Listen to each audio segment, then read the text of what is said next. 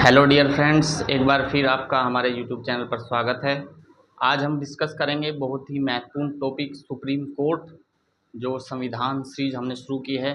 अगर आपने उसमें अभी तक के लेक्चर्स नहीं देखे हैं, हमने लगभग 20-25 लेक्चर्स वहां पर डाले हुए हैं, तो आप जाकर देख सकते हैं। अगर आपको हेल्पफुल लगे तो लाइक कीजिए, चैनल को सब्सक्राइब कर लीजिए। तो चलिए आज का हम टॉपिक शुरू करते हैं, जो कि हमारा सुप्रीम कोर्ट।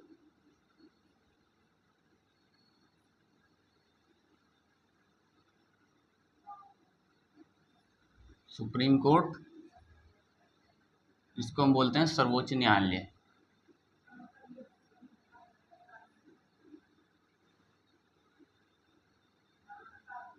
एग्ज़ाम पर्सपेक्टिव से काफ़ी इम्पोर्टेंट है, चाहे वो वनडे एग्ज़ाम हो या फिर कोई सिविल सर्विस का एग्ज़ाम, उसके प्री के लिए, मेंस के लिए, आंसर राइटिंग के लिए भी काफ़ी हेल्पफुल है। आप साथ साथ नोट्स बना सकते हैं। आपको जो भी इम्पोर्टेंट फैक्ट्स सही लगे, आपके एग्ज़ाम में हेल्पफुल होंगे, तो आप उनके नोट्स बना सकते हैं।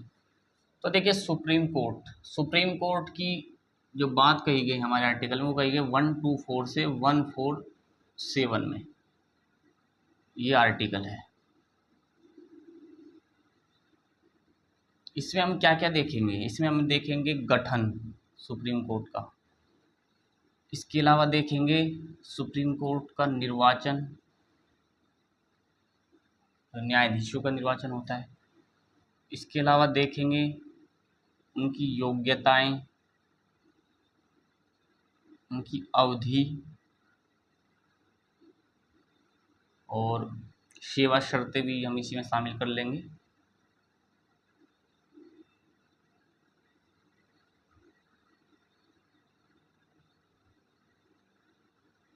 सेवा शर्तें इसमें आ जाएगी और निर्वाचन में ही हटाने की प्रक्रिया भी आ जाती है, वो भी हम देखेंगे।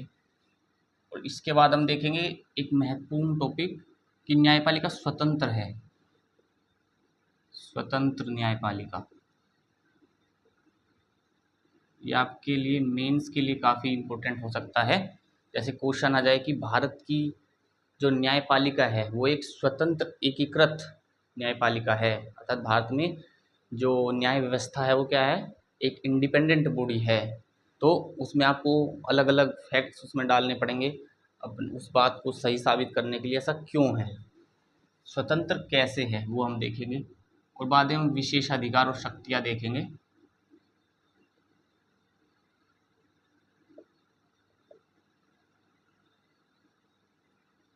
देखिए, एक एक करके इनको डिस्कस करते हैं हम। अगर हम बात करें गठन की, देखिए आपको पता है 1935 में गवर्नमेंट ऑफ इंडिया एक्ट आया था। गवर्नमेंट ऑफ इंडिया एक्ट आया, उसके तहत पहली बार एक संघीय न्यायालय की स्थापना की गई थी भारत में 28 जनवरी 1950 को। जो वर्तमान प्रारूप है सुप्रीम कोर्ट का, वो 28 जनवरी 1950 के बाद आया है, क्योंकि वो संघीय न्यायालय था। उस समय जो उसका नाम था वो संघीय न्यायालय रखा गया था, इसको बोला गया था फेडरल कोर्ट। लेकिन जो वर्तमान प्रारूप है वो हमारा आता है 28 जनवरी 1950 को, जो सुप्रीम कोर्ट है। तो ये बात हो गई गठन की। अब हम देख लेते हैं कि जो इसका निर्वाचन है वो कैसे होता है।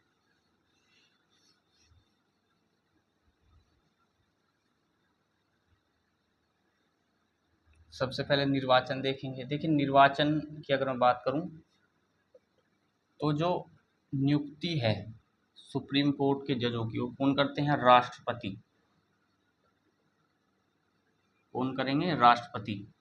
मुख्य न्यायाधीश की नियुक्ति राष्ट्रपति करते हैं, और जो अन्य न्यायाधीश है सुप्रीम कोर्ट के, उनकी भी नियुक्ति राष्ट्रपति करते हैं, लेकिन मुख्य न्यायाधीश के परामर्श पर करते हैं।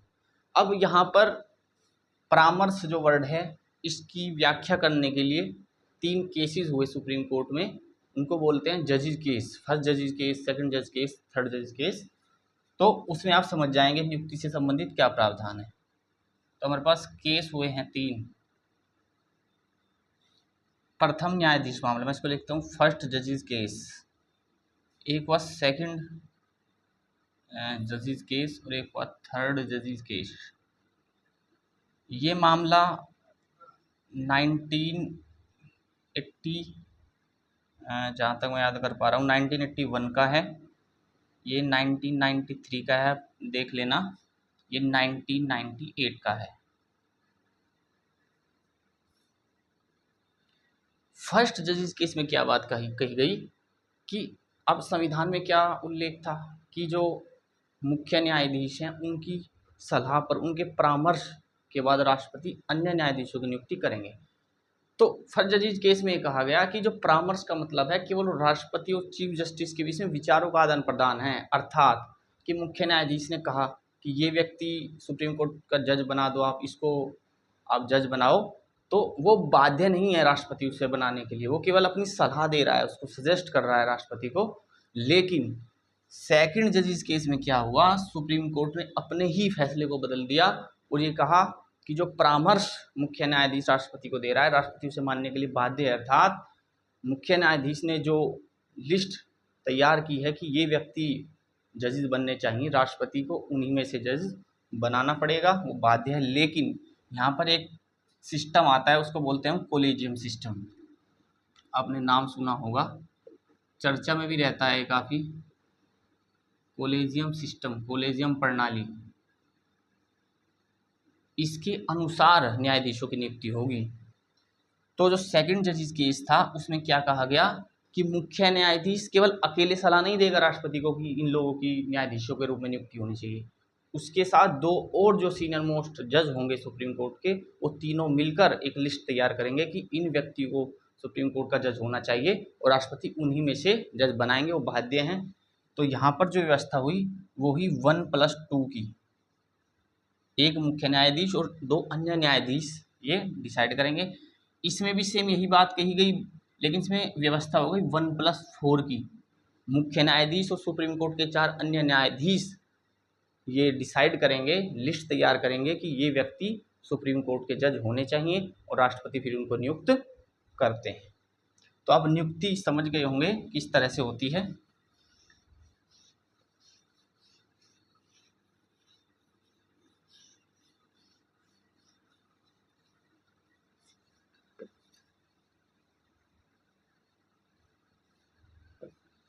अच्छा, नियुक्ति से संबंधित मैं आपको एक और बात बताता हूँ कि पहले क्या ट्रेंड था कि जो मुख्य न्यायाधीश है, अन्य न्यायाधीशों के बारे में आप समझ गए कि मुख्य न्यायाधीश और 4 अन्य न्यायाधीश वर्तमान प्रोविजन के अकॉर्डिंग लिस्ट तैयार करते हैं और राष्ट्रपति के पास भेजते हैं, राष्ट्रपति उन्हीं में से सुप्रीम कोर्ट के जज की नियुक्ति कर देता है। लेकिन मुख्य न्यायाधीश की नियुक्ति राष्ट्रपति करता है, तो वो मुख्य न्यायाधीश की नियुक्ति कैसे होती है?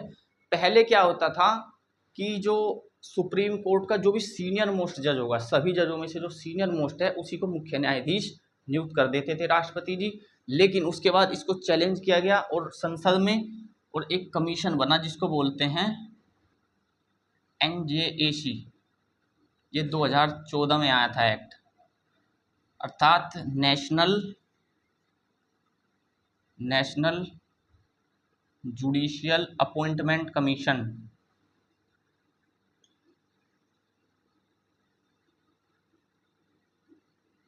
National judicial appointment commission. लेकिन इसने इसका विरोध किया कि नहीं, सीनियर मोस्ट जज नहीं करेगा, उसके लिए एक कमेटी गठित होगी, वो डिसाइड करेगी जज कैसे नियुक्त हो, मुख्य न्यायाधीश किसे बनाया जाए। लेकिन इसका विरोध किया गया और अगले ही वर्ष 2015 में इसको प्रावधान को निरस्त किया गया और ये कहा गया कि जैसे पहले मुख्य न्यायाधीश की नियुक्ति होती थी ऐसे ही होगी, अर्थात सुप्रीम कोर्ट में जो जजेस हैं उनमें से जो सीनियर मोस्ट जज होगा वही सुप्रीम कोर्ट का मुख्य न्यायाधीश होगा।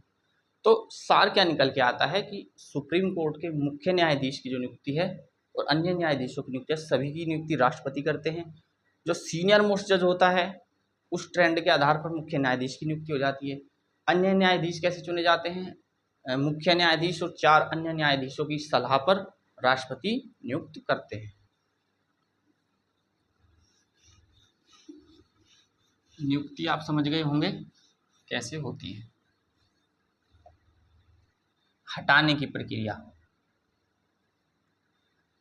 महाभियोग वर्ड का उल्लेख तो न्यायालय के संदर्भ में नहीं किया गया है। 124 से 147 में इम्पीचमेंट शब्द का उल्लेख केवल राष्ट्रपति को हटाने के लिए किया गया है, लेकिन प्रक्रिया लगभग ऐसी ही है, तो इसलिए हम महाभियोग शब्द ही बोलते हैं इसको भी।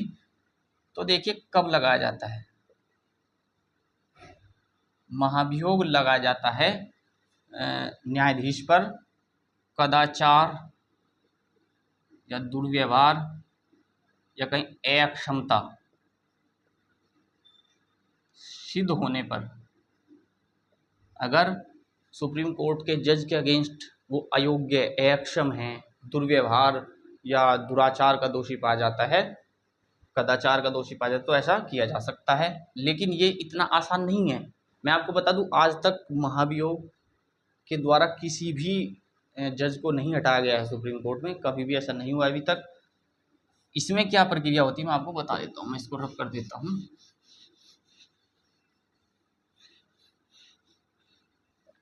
देखिए महाभियोग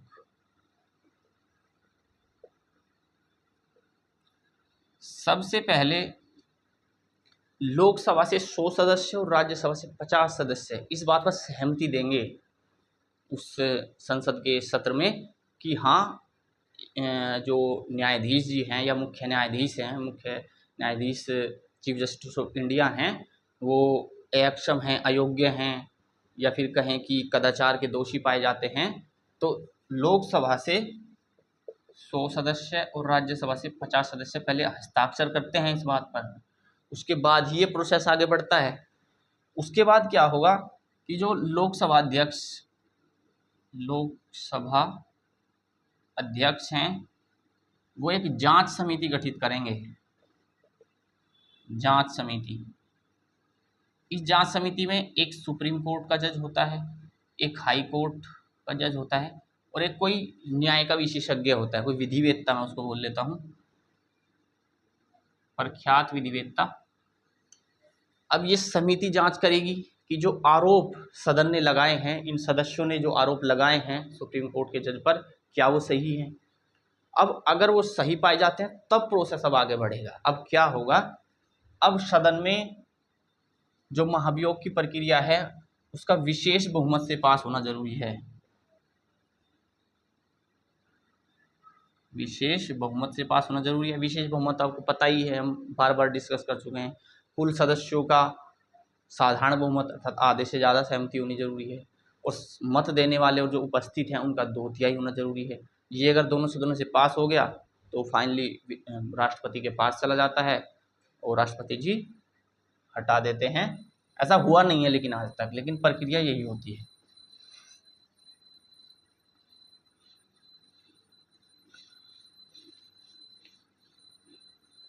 तो ये हो गया निर्वाचन हटाने की प्रक्रिया। योग्यता की अगर मैं बात करूं तो आपको पता ही है सिटीजन ऑफ इंडिया होना चाहिए।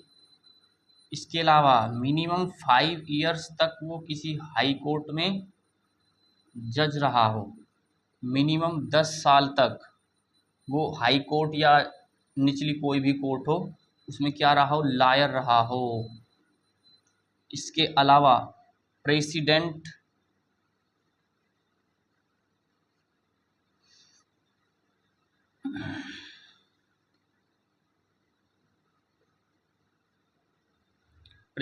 की नज़र में क्या हो, वो एक न्याय का विशेषज्ञ हो। अब ऐसा तो है नहीं,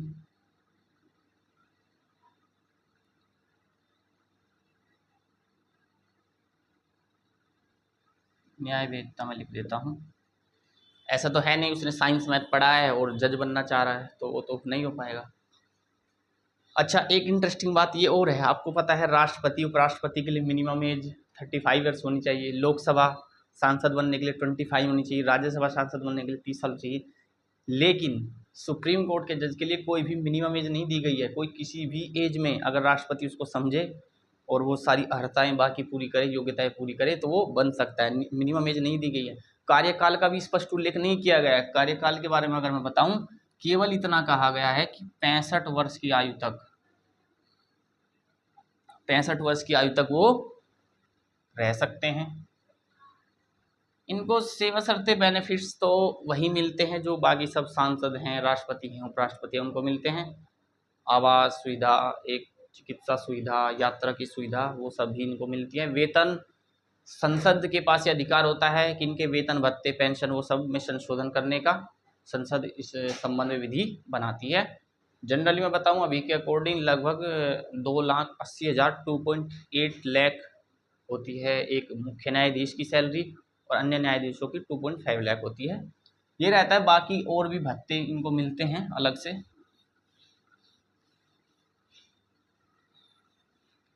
अच्छा, स्वतंत्र है न्यायपालिका,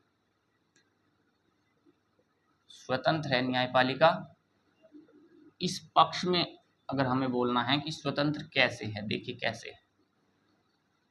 पहले तो आपको पता है कि कार्यकाल की सुरक्षा है इनके पास, कार्यकाल की सुरक्षा है, निश्चित सेवा शर्तें हैं, निश्चित सेवा शर्तें हैं इनके पास। इसके अलावा भी मैं बात करूं, हम इसके पक्ष में और क्या बात बोल सकते हैं फेवर में, कि आचरण पर टिप्पणी सदन में नहीं हो सकती। अवमानना एक वर्ड आपने सुना होगा, डिफेमेशन एक वर्ड चलता है, डिफेमेशन ऑफ कोर्ट, कई बार चर्चाओं में भी रहता है समाचारों में, ये हो सकता है। इसके अलावा अगर हम बात करें कि चीफ जस्टिस को यहाँ तक पावर होती है कि वो अगर चाहे तो, अगर उसको लग रहा है कि जो कोर्ट है उसमें न्यायाधीशों की संख्या कम है, जैसे आपने समझा था ना कोरम होता है लोकसभा में कि कोई भी सेशन तभी होगा उसमें मिनिमम इतने सदस्य तो होने ही चाहिए। अब 10 लोग बैठे हैं लोकसभा में तो कोई सत्र थोड़ा ही चालू हो जाएगा, तो एक कोरम होता है, 1/10 होता है। वहाँ पे हमने आपको बताया था कि 55 सदस्य लोकसभा के, टोटल 550 होती हैं, तो 1/10, तो 55 लोकसभा के 25 राज्यसभा के मिनिमम होने चाहिए। तो यहाँ पर भी चीफ जस्टिस नियुक्त कर सकता है। अभी हम आगे देखेंगे कि वो चाहे तो सेवानिवृत्त अगर कोई है, रिटायर हो चुका है जज, उसको भी किसी विशेष प्रयोजन के लिए बुला सकता है। तो जनरली ये होते हैं हमारे मामले। कार्यकाल की सुरक्षा है, आपको पता है कि केवल उनको जो संविधान में उल्लिखित है प्रावधान उनके द्वारा ही हटाया जा सकता है। संसद कोई अपनी ओर से ऐसे विधि निर्माण के द्वारा ऐसे नहीं हटा सकती, कदाचार के आधार पर ओनली हटा सकते हैं हम लोग। निश्चित सेवा शर्तें हैं इनकी, आपको पता है कि इनके वेतन भत्ते संसद कम नहीं कर सकती, वृद्धि कर सकती है, क्योंकि वो निर्धारित हैं पहले से ही संविधान में उनके वेतन भत्ते, तो कम नहीं किए जा सकते। इनके आचरण पर आपको पता है कि टिप्पणी भी नहीं हो सकती। सदन में आप कोई भी कार्रवाई चल रही है तो कोर्ट के अगेंस्ट आप कुछ ऐसा नहीं बोल सकते, क्योंकि अगर आप ऐसा बोलते हैं तो आपको अवमानना का दोषी पाया जाएगा। और कोई भी व्यक्ति नहीं बोल सकता, कोई व्यक्ति अगर भारत के सुप्रीम कोर्ट हो, हाई कोर्ट हो, उसके अगेंस्ट ऐसे टिप्पणी करता है, अभद्र टिप्पणी करता है जिससे उसको अपमान पहुंचता है, तो ऐसी चीज़ें आप करेंगे तो आपको दोषी पाया जाएगा, आपको फाइन और इवन कारावास की सज़ा का भी उसमें उल्लेख है। ये इसमें रहता है, रीजंस मैंने आपको बता दिए। इसके अलावा एक और रीज़न है इंटरेस्टिंग, कि जो रिटायर्ड जज हैं वो रिटायरमेंट के बाद किसी भी कोर्ट में कार्य नहीं कर सकते। ऐसा इसलिए किया गया है प्रोविज़न कि कोई व्यक्ति जो जज है अभी वो ये बात न सोचे कि उसको फ्यूचर में अपने क्षेत्र में जाना है या उस कोर्ट में भी उसको कार्य करना पड़ेगा, यानी कि उसके अभी के डिसीजन प्रभावित न हो, वो अभी निष्पक्ष और स्वतंत्र, जिसको हम नेचुरल जस्टिस बोलते हैं, तो natural justice, principle of natural justice, नैसर्गिक न्याय लोगों को प्रदान कर सके, फेयर जस्टिस वो लोगों को दे सके, बिना किसी फ्यूचर की चिंता सताए वो ऐसा कर सके। तो इसलिए स्वतंत्र है हमारी न्यायपालिका। अब लास्ट में देख लेते हैं शक्तियाँ। शक्तियाँ बहुत दी गई हैं सुप्रीम कोर्ट को।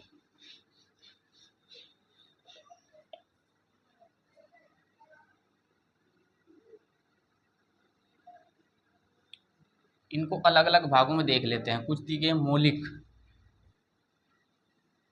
कुछ दी गई हैं न्यायिक, कुछ दी गई हैं अपीलीय, अपीलीय। इसके अलावा सलाहकारी, इनको हम समझेंगे। इसके अलावा अगर मैं बात करूं, सलाहकारी हो सकती है, और क्या हो सकती है, जैसे कि न्यायिक समीक्षा,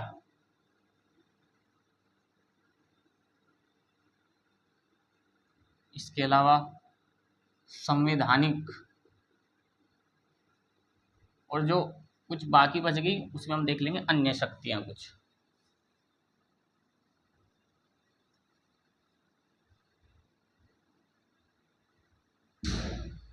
तो अलग अलग इनको थोड़ा थोड़ा डिस्कस कर लेते हैं, अलग अलग क्षेत्रों में जो सुप्रीम कोर्ट को शक्तियां दी गई हैं। मौलिक शक्ति का मतलब है कि केंद्र और राज्य के संबंध में, या राज्य का दूसरे राज्य के साथ कोई भी संघीय मुद्दे पर विवाद है, अर्थात शक्तियों के विभाजन के मुद्दे पर है, संविधान के किसी पहलू पर विवाद है, तो ऐसे मामलों को कौन देखता है, कौन से फाइनल डिसीजन लेता है, कौन फाइनल अथॉरिटी है, सुप्रीम कोर्ट। सेंटर के बीच में, या कहूँगा सेंटर और स्टेट के बीच में कोई भी जो फेडरल स्ट्रक्चर है, या फिर कोई संविधान की व्याख्या से संबंधित मुद्दा है, वो मौलिक क्षेत्र अधिकार में आता है। न्यायिक की बात करें, आपको पता है कि जो सुप्रीम कोर्ट है उसको हम बोलते हैं कि ये फंडामेंटल राइट्स का क्या है, संरक्षक है। क्या है? संरक्षक है।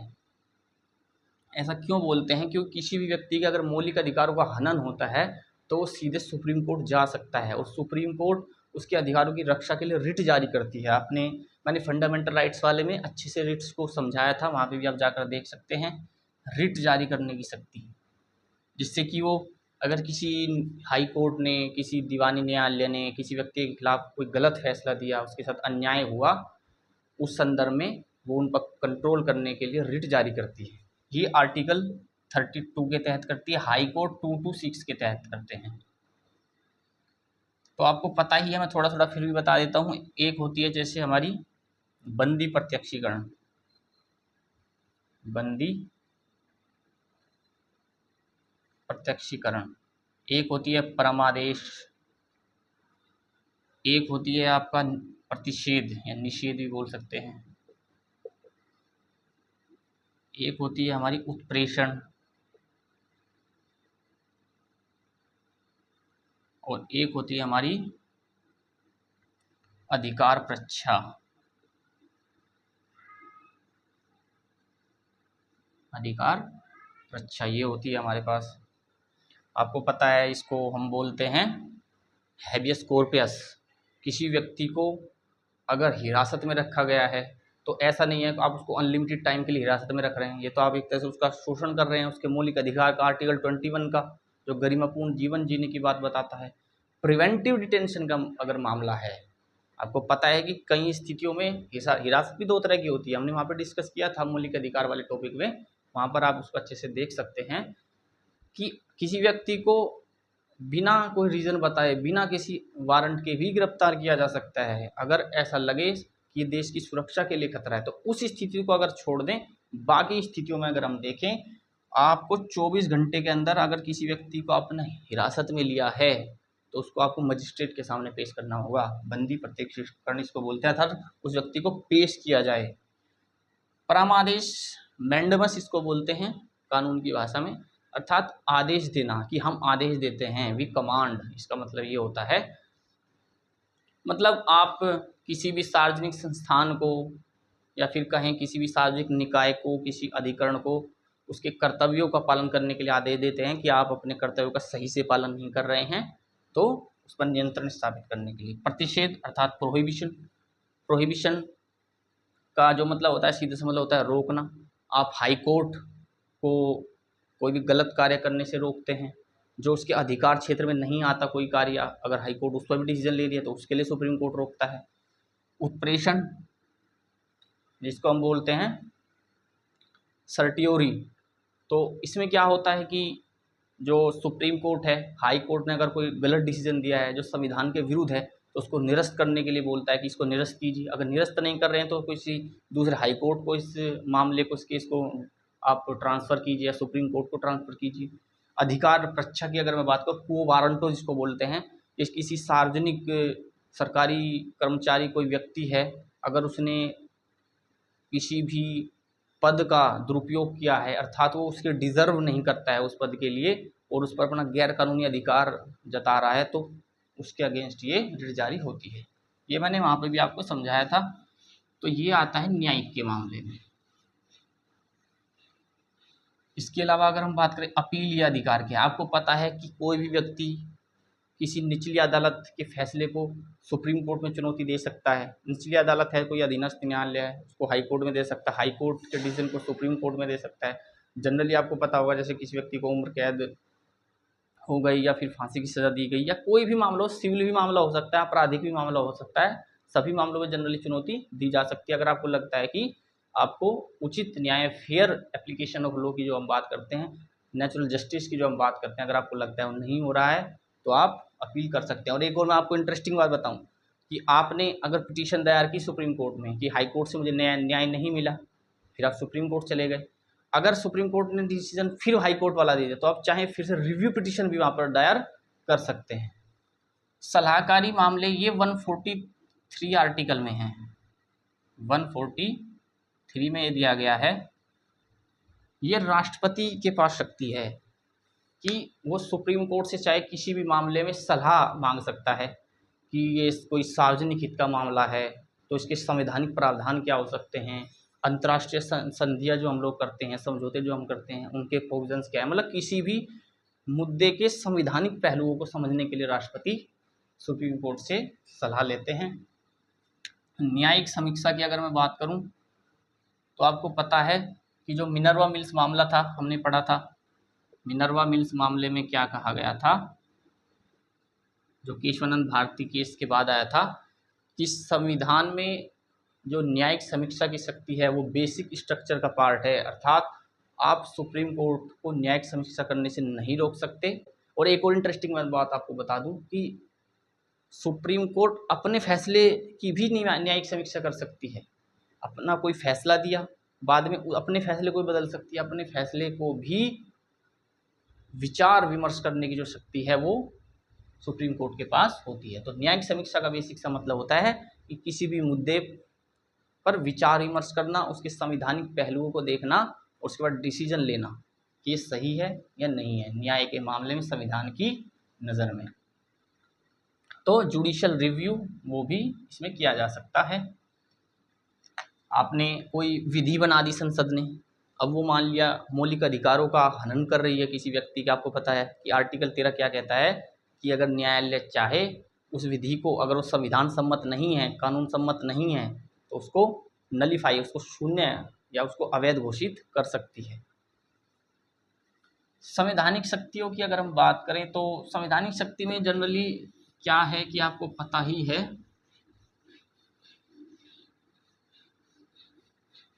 मैं इसको रब कर देता हूं। संवैधानिक शक्ति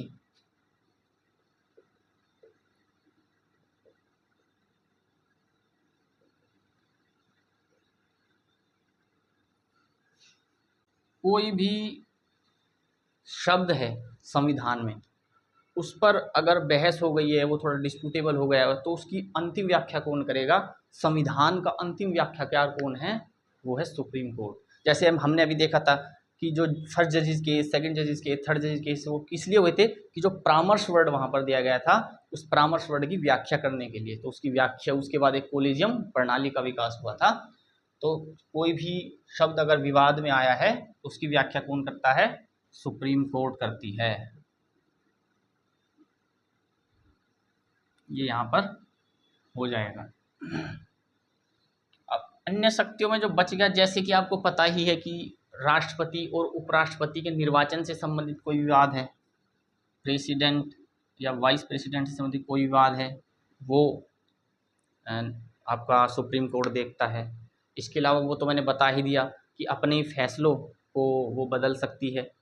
इसके अलावा अगर हम बात करें हाई कोर्ट में अगर मामले पेंडिंग पड़े हैं तो उनको किसी दूसरे हाई कोर्ट में वहाँ पर ट्रांसफ़र करने का आदेश दे सकती है या फिर अपने पास उनको लाने का आदेश दे सकती है। जो पेंडिंग वहाँ केसेस हैं, पेंडिंग केसेस को ट्रांसफ़र, तो ये सब शक्तियाँ भी सुप्रीम कोर्ट के पास हैं। तो आज हमने डिस्कस किया सुप्रीम कोर्ट के बारे में। अगर आपको ये टॉपिक समझ आया हो तो वीडियो को लाइक कीजिए और अपने दोस्तों में शेयर कीजिए। चैनल सब्सक्राइब नहीं किए तो सब्सक्राइब कर लीजिए। चलिए मिलते हैं एक नई वीडियो में एक नए टॉपिक के साथ। तब तक के लिए नमस्कार, जय हिंद।